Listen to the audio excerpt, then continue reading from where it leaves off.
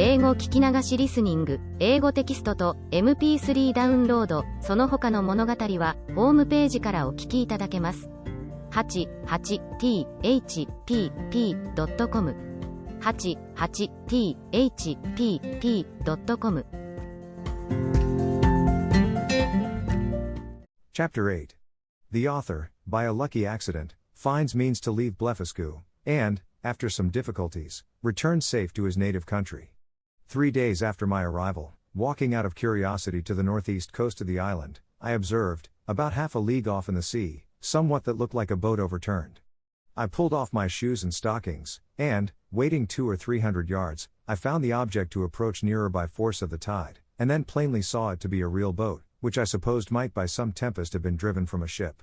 Whereupon, I returned immediately towards the city, and desired His Imperial Majesty to lend me 20 of the tallest vessels he had left, after the loss of his fleet, and 3,000 seamen, under the command of his vice-admiral.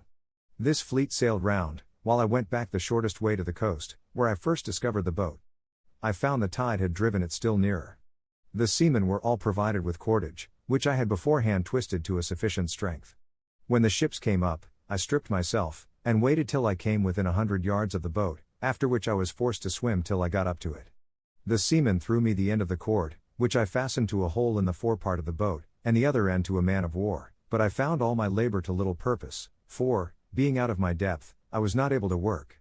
In this necessity I was forced to swim behind, and push the boat forward, as often as I could, with one of my hands, and the tide favoring me, I advanced so far that I could just hold up my chin and feel the ground.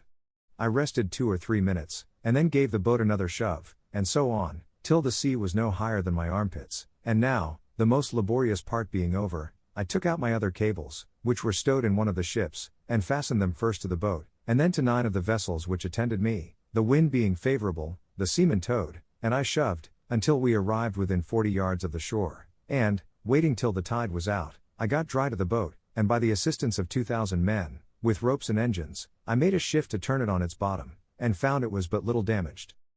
I shall not trouble the reader with the difficulties I was under, by the help of certain paddles, which cost me 10 days making, to get my boat to the royal port of Blefuscu, where a mighty concourse of people appeared upon my arrival, full of wonder at the sight of so prodigious a vessel. I told the emperor that my good fortune had thrown this boat in my way, to carry me to some place whence I might return into my native country, and begged His Majesty's orders for getting materials to fit it up, together with his license to depart, which, after some kind expostulations, he was pleased to grant. I did very much wonder, in all this time, not to have heard of any express relating to me from our emperor to the court of Blefuscu. But I was afterward given privately to understand, that His Imperial Majesty, never imagining I had the least notice of his designs, believed I was only gone to Blefuscu in performance of my promise, according to the license he had given me, which was well known at our court, and would return in a few days, when the ceremony was ended. But he was at last in pain at my long absence, and after consulting with the treasurer and the rest of that cabal, a person of quality was dispatched with the copy of the articles against me. This envoy had instructions to represent to the monarch of Blefuscu, the great lenity of his master, who was content to punish me no farther than with the loss of my eyes, that I had fled from justice, and if I did not return in 2 hours, I should be deprived of my title of Nardots, and declared a traitor. The envoy further added, that in order to maintain the peace and amity between both empires, his master expected that his brother of Blefuscu would give orders to have me sent back to Lilliput, bound hand and foot, to be punished as a traitor. The emperor of Blefuscu, having taken 3 days to consult, returned an answer consisting of many civilities and excuses. He said, that as for sending me bound, his brother knew it was impossible, that, although I had deprived him of his fleet, yet he owed great obligations to me for many good offices I had done him in making the peace. That, however, both their majesties would soon be made easy, for I had found a prodigious vessel on the shore, able to carry me on the sea, which he had given orders to fit up, with my own assistance and direction, and he hoped, in a few weeks, both empires would be freed from so insupportable an encumbrance. With this answer the envoy returned to Lilliput, and the monarch of Blefuscu related to me all that had passed, offering me at the same time, but under the strictest confidence, his gracious protection, if I would continue in his service, wherein, although I believed him sincere, yet I resolved never more to put any confidence in princes or ministers, where I could possibly avoid it, and therefore, with all due acknowledgments for his favorable intentions, I humbly begged to be excused. I told him, that since fortune, whether good or evil, had thrown a vessel in my way, I was resolved to venture myself on the ocean, rather than be an occasion of difference between two such mighty monarchs. Neither did I find the emperor at all displeased, and I discovered, by a certain accident, that he was very glad of my resolution, and so were most of his ministers. These considerations moved me to hasten my departure somewhat sooner than I intended, to which the court, impatient to have me gone, very readily contributed. 500 workmen were employed to make 2 sails to my boat, according to my directions, by quilting 13 folds of their strongest linen together. I was at the pains of making ropes and cables, by twisting 10, 20, or 30 of the thickest and strongest of theirs. A great stone that I happened to find, after a long search, by the seashore, served me for an anchor. I had the tallow of 300 cows, for greasing my boat, and other uses. I was at incredible pains in cutting down some of the largest timber trees, for oars and masts, wherein I was, however, much assisted by His Majesty's ship carpenters, who helped me in smoothing them, after I had done the rough work. In about a month, when all was prepared, I sent to receive His Majesty's commands, and to take my leave. The Emperor and royal family came out of the palace. I lay down on my face to kiss his hand, which he very graciously gave me, so did the Empress and young princes of the blood. His Majesty presented me with 50 purses of 200 sprugs apiece, together with his picture at full length, which I put immediately into one of my gloves, to keep it from being hurt. The ceremonies at my departure were too many to trouble the reader with at this time. I stored the boat with the carcasses of 100 oxen, and 300 sheep, with bread and drink proportionable, and as much meat ready dressed as 400 cooks could provide. I took with me 6 cows and 2 bulls alive, with as many ewes and rams, intending to carry them into my own country, and propagate the breed. And to feed them on board, I had a good bundle of hay, and a bag of corn. I would gladly have taken a dozen of the natives, but this was a thing the Emperor would by no means permit, and, besides a diligent search into my pockets, His Majesty engaged my honor not to carry away any of his subjects, although with their own consent and desire. Having thus prepared all things as well as I was able, I set sail on the 24th day of September 1701, at 6 in the morning, and when I had gone about 4 leagues to the northward, the wind being at southeast, at 6 in the evening I descried a small island, about half a league to the northwest. I advanced forward, and cast anchor on the lee side of the island, which seemed to be uninhabited. I then took some refreshment, and went to my rest. I slept well, and as I conjectured at least 6 hours, for I found the day broke in 2 hours after I awaked. It was a clear night. I ate my breakfast before the sun was up, and heaving anchor, the wind being favorable, I steered the same course that I had done the day before, wherein I was directed by my pocket compass. My intention was to reach, if possible, one of those islands which I had reason to believe lay to the northeast of Van Diemen's Land.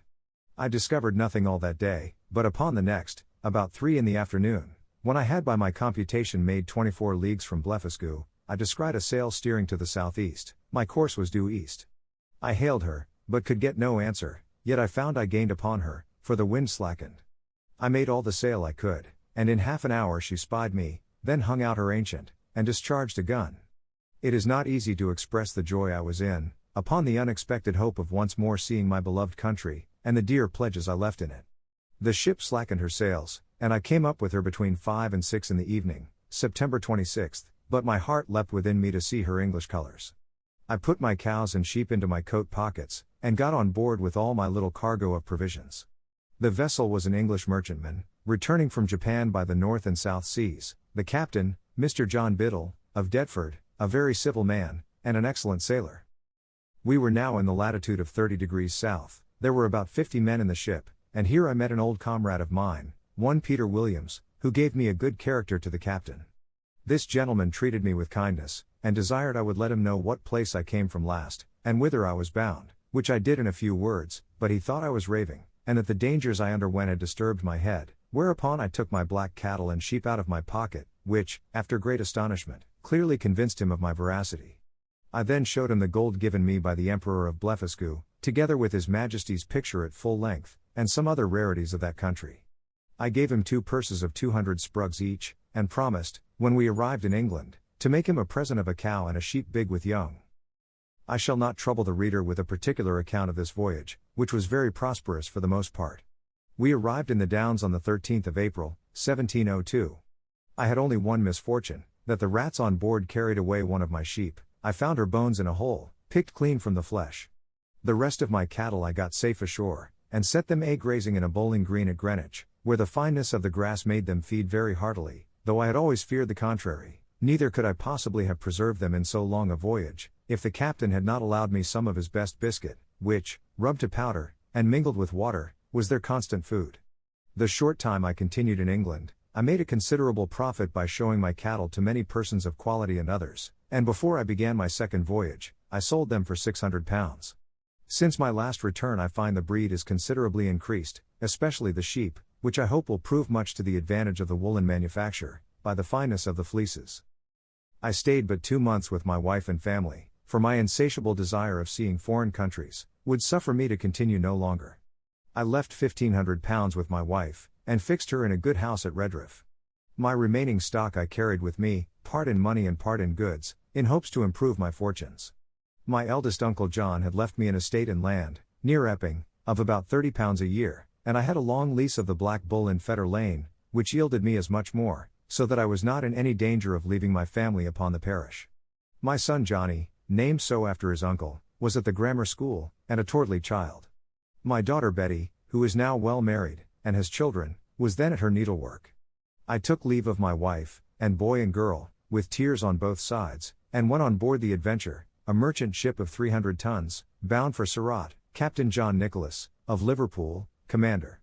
But my account of this voyage must be referred to the second part of my travels.